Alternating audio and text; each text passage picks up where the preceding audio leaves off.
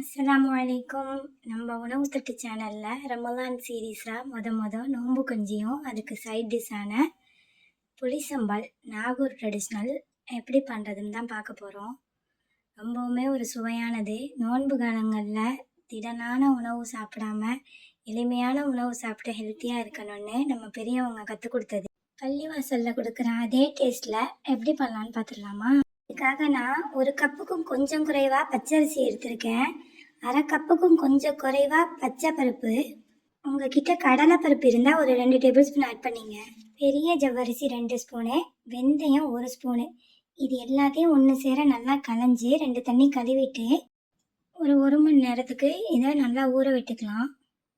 அது 1 மணி நேரம் ஊறினதுக்கப்புறம் ஒரு குக்கர் அடுப்பில் வச்சு ஒரு 2 டேபிள் ஸ்பூன் ஆயில் ஆட் பண்ணிக்கிறேன். இதோட கொஞ்சம் பட்டை, 4 கிராம்பு, 4 ஏலக்காய், 2 பிரியாணி இலை இதை சேர்த்து கொதித்த உடனே ஒரு பெரிய சைஸ் பல்லாரி வெங்காயத்தை வெட்டி சேர்த்துக்கிறேன். கொஞ்சம் மொத்தமாகவே எல்லா காய்கறியும் வெட்டி சேர்த்துங்க.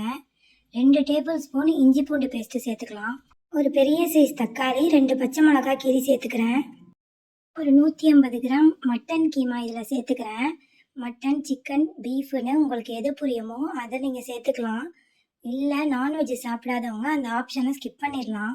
ஒரு கைப்பிடி அளவு மல்லி, புதினா, 10 பல்லு பூண்டு, ஒரு பெரிய சைஸ் கேரட்டு, பட்டாணி இதுகளையெல்லாம் கொஞ்சம் பெருசாகவே வெட்டி சேர்த்து 1 கப் அரிசிக்கு 6 கப்பு தண்ணி வீதம் ஊற்றி கொதிக்க விட்டுக்கலாம். இந்த டைமில் நம்ம களைஞ்சி வச்சுருந்த அரிசி, பருப்பு கலவைகளை ஒன்றா சேர்த்து தேவையான அளவு உப்பு போட்டு 4 விசிலு ஹை ஃப்ளேமு, 2 விசிலு சிம்மில் விட்டு எடுத்திங்கன்னா நம்மளுடைய கஞ்சி சூப்பராக ரெடி ஆகிடும். எவ்வளோ ஒரு அழகான முறையில் நம்ம காய்கறிலாம் பெருசாக போட்டதுனால அதெல்லாம் குலையாமல் நம்மளுடைய அரிசி மட்டும் குழஞ்சிருக்குதுங்கிறத பாருங்கள். கொடுத்த தண்ணிக்கு பர்ஃபெக்டாக இருக்குது. ஆனால் இது இன்னும் கொஞ்சம் லூஸாக தான் இருக்கணும். அதுக்காக ஒரு அரை மூடி பெரிய சைஸ் தேங்காவை 2 கப்பு தண்ணியில் பால் எடுத்து அதையும் உள்ளே சேர்த்து கலந்துக்கிறேன். நம்ம பெருசாக கறிகளையும் காய்களையும் போட்டதுனால அது எப்படி குலையாமல் இருக்குதுன்னு பாருங்கள். கஞ்சிக்கு சைட் டிஷ்ஷான புளிசம்பால் ஒவ்வொரு வீட்லேயும் நோன்பு ஆரம்பிக்க முன்னாடியே இதை தயார் பண்ணி வச்சுக்குவாங்க. இது எப்படிங்கிறத பார்த்துடலாம். அதுக்கு தேவையான பொருட்களை ஸ்க்ரீன்ஷாட் எடுத்து வச்சுங்க. ஒரு கடாயில் 1 ஸ்பூன் ஆயில், ஒரு கடுகு கொஞ்சமாக சேர்த்து, கடுகு வெடித்ததும் நான் தேங்காய் ஒரு 10 பல்ல கீரி சேர்த்துக்கிறேன். காஞ்ச மிளகாவை சுட்டு தான் உள்ளக்க போடணும், அப்போ தான் நல்ல ஃப்ளேவராக இருக்கும்.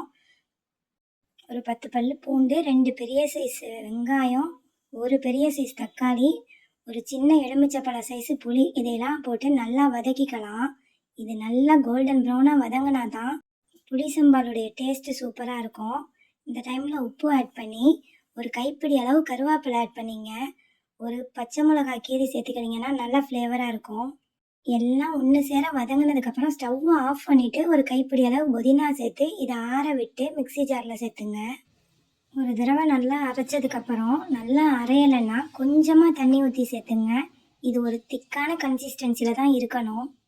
இது ஒன்று சேர அரையாமல் இருக்க போகும்போதே ஒரு 2 டேபிள் ஸ்பூன் தண்ணி போல் போட்டு நான் இன்னும் கொஞ்சம் நல்லா பேஸ்ட்டாக ஸ்மூத்தாக அரைச்சி எடுத்துக்கிட்டு வந்துடுறேன். இந்த மாதிரி ஒரு திக்கான கன்சிஸ்டன்சியில் இருந்தால் நம்மளுக்கு சூப்பரான புளிசம்பால் ரெடி ஆகிடுச்சு. நோன்பாளிகள்னு இல்லாமல் எல்லாருமே சாதாரணமாக சாப்பிடக்கூடிய ஒரு ஹெல்த்தியான சாப்பாடு இது. ட்ரை பண்ணி பாருங்கள். என்னோட சேனலை புதுசாக பார்க்குறவங்க சப்ஸ்கிரைப் பண்ணுங்கள்.